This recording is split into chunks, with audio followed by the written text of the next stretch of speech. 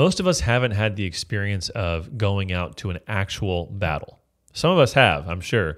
But most of us, we've never had to deal with that. We've never had to go into a situation where it's life or death.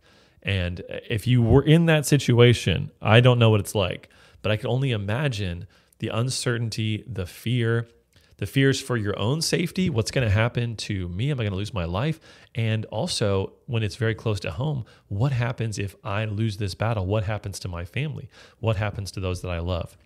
Here in this story, or in this psalm, we have sort of a picture of the king preparing for battle. And we see that for God's people, they had a certainty when they went into battle, which is that if they were following God, if it was his will, that God was going to win the victory for them, that God is stronger than whatever army they're up against.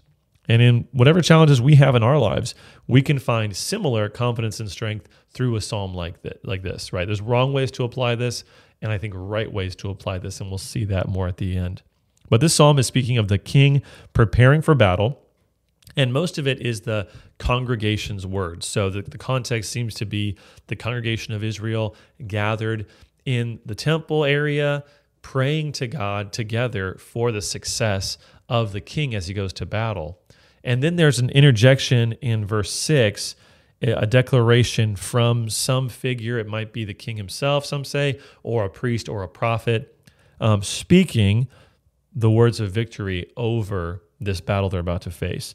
So Psalm 20 and Psalm 21 clearly go together. So Psalm 20 is the words of petition before the battle, and then Psalm 21 is the answer after the battle. It's praising God for the victory that he has won.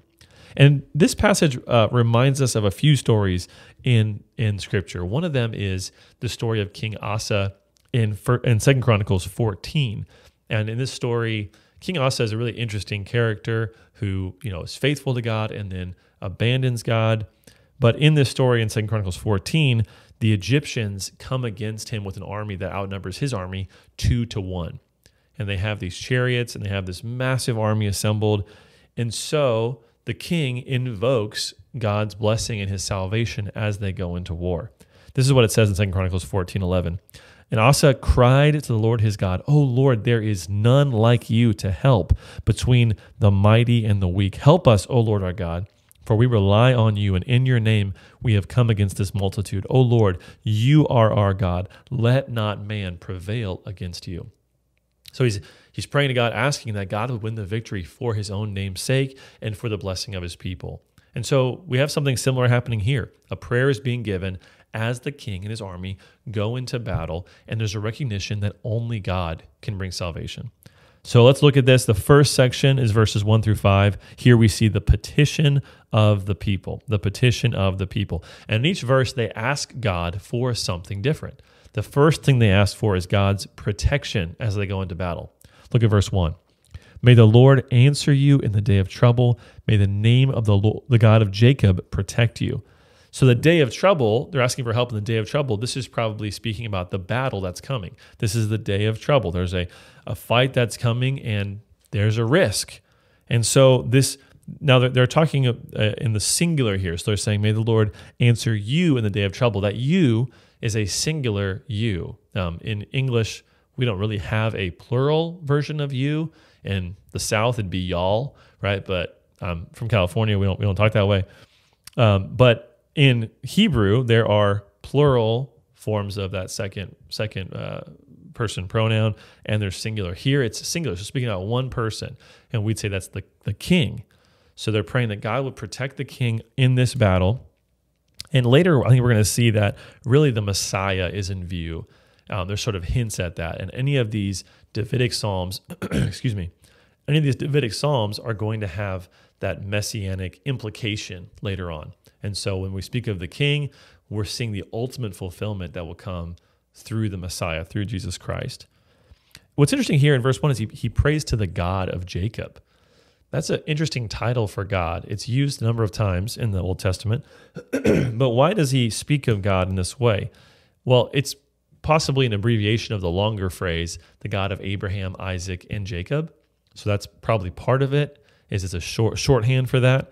But it also, I think, reminds us of the story of Jacob, how Jacob, in his wandering and in his kind of homelessness and seeking for a place to call his home, he was constantly depending on God. He was constantly looking to God for help, and God was watching over him.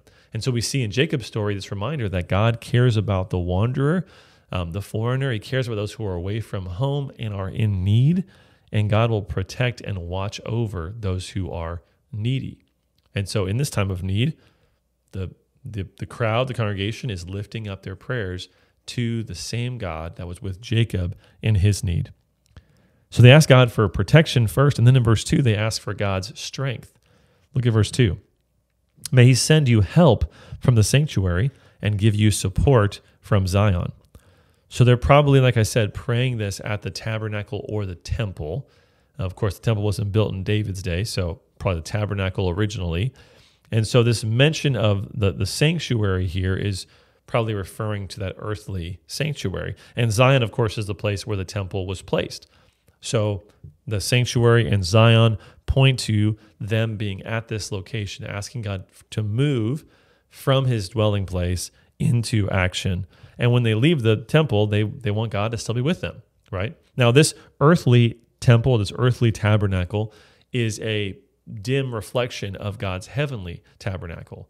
And so by implication, it's asking God to come down from the heights to rescue his people, to come from his throne, from his place of dwelling, to come and to fight on behalf of his people. It's the same idea we saw in Psalm 18, where God is coming down on his chariot to rescue his people.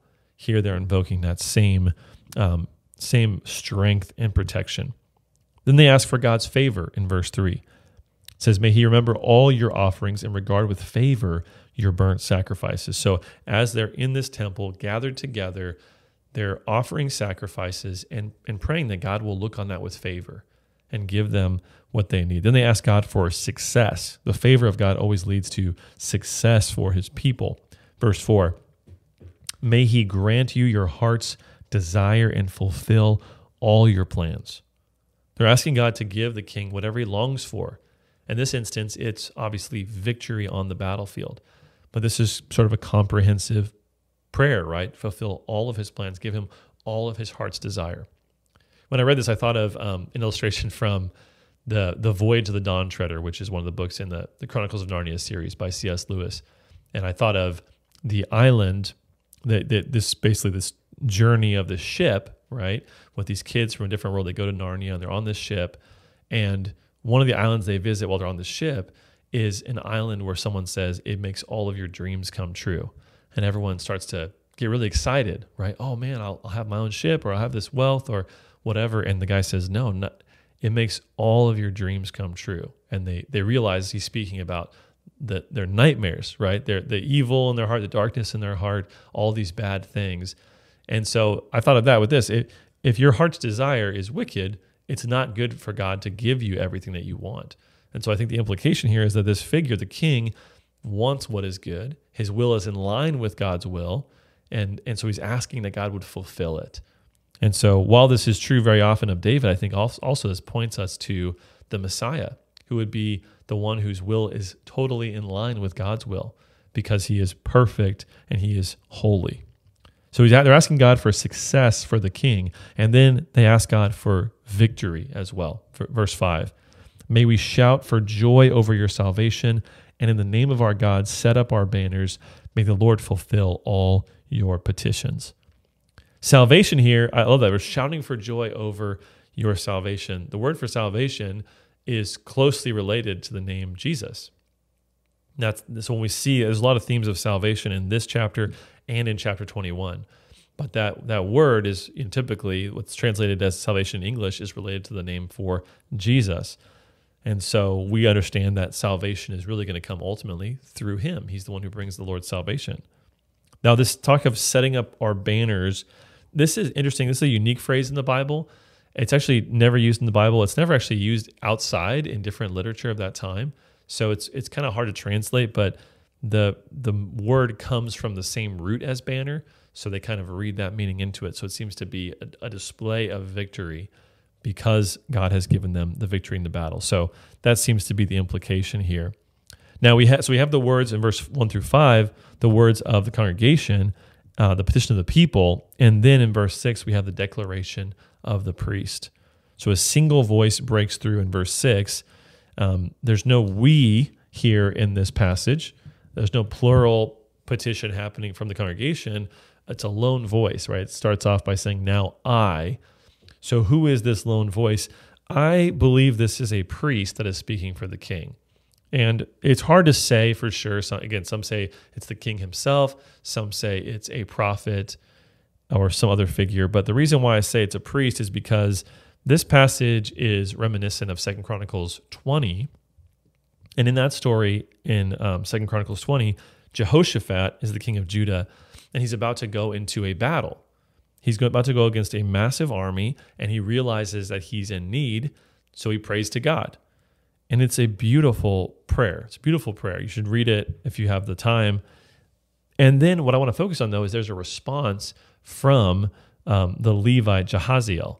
Jahaziel prays this prayer, or he kind of gives this prophecy. The Spirit of the Lord comes upon him, and he gives this prophecy.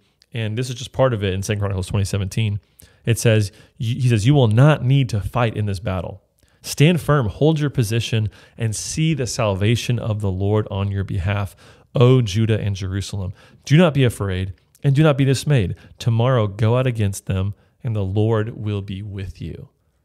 So the king is praying. He's praying on behalf of the people, and then this Levite, this priestly figure, responds by saying the victory of God is sure.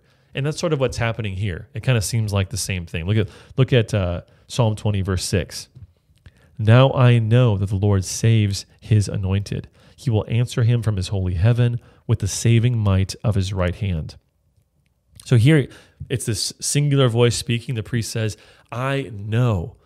The idea is like a settled confidence, assurance. There's no doubt. He knows, he's assured that Yahweh saves, that the Lord will save, that he will save his anointed. That word, highlight that word again. It's one of those key words, that word Mashiach, which means Messiah. So the anointed will be saved. So we see that this is about, David himself, but it also points to a greater fulfillment throughout Scripture. There's going to be one who brings this salvation in the fullest sense. But he knows that God will save. He knows God's character, who he is, and so he trusts in God's salvation. Yes, he's saying your hearts are filled with anxiety because of the battle ahead. Yes, you don't have any sort of visual assurance that God's going to answer. There's room for doubt, but for God, this isn't unsure. There's no doubt for God. He knows the end, and he will accomplish it. He remains the same, and he is strong, and his victory is sure. His salvation will come. And so we again see this phrase, the saving might of his right hand. That mention of right hand has been quite a few Psalms in the last few that have mentioned God's right hand as this place of power, as this place where there's joy and fulfillment. And so here that power that comes from God's right hand is given in its saving might to the king. So we have this statement, this declaration of the priest of confidence, and then the last few verses 7 to 9, we see the victory of the Lord, the victory of the Lord. Verse 7, some trust in chariots and some in horses, but we trust in the name of the Lord our God. There's actually only one verb in this sentence. So the first trust there is not actually present in the original language. It basically says some in chariots and in horses, but we, in the name of the Lord our God, will trust. Or really that word is the word remember. Remember, or calling something to mind, or acknowledging something is kind of the idea. So the idea of trust is definitely implied in that. So it's a good translation. But the idea here is bring to mind who God is and therefore respond in trust. So some put their trust in chariots and horses. The idea there is, it's kind of foreign for us, but back then this was their power, their technology, right? If you wanted the most advanced weapons of warfare, you would have horses and you would have chariots, because these chariots would be able to, when they're going at full speed, to break apart the line of the enemy army. So as they would come in, they would scatter the army, and therefore they would be vulnerable and they'd be open to attack. And so to have chariots on your side meant that you were, in some cases, almost invulnerable. You could defeat other armies very easily because of this technology. It'd be like us having tanks or F-16s or something like that today, this superior weaponry. And often Israel would face armies that had chariots and they'd be terrified of them. Think about Exodus chapter 14, where Pharaoh's army is coming with his chariots upon the people of Israel as they're stuck with the Red Sea at their backs. That was a time that was scary. Or Judges 4 was a similar kind of idea there. But God always saves his people when they're outnumbered and outclassed. So don't trust in chariots, don't trust in horses, don't trust in the things of this world that demonstrate power, sophistication, technology, might, because those things don't actually save. What does save is the name of the Lord our God. That's what saves. And when God's on our side, no human power can stand a chance. And so we always look to him and remember where our strength comes from. It's not the stuff of this world, it's from him. Verse 8 says, they collapse and fall, but we rise and stand upright. So there's a contrast here between the wicked and the righteous. The enemies of David, they're doomed to destruction. Their plans are doomed.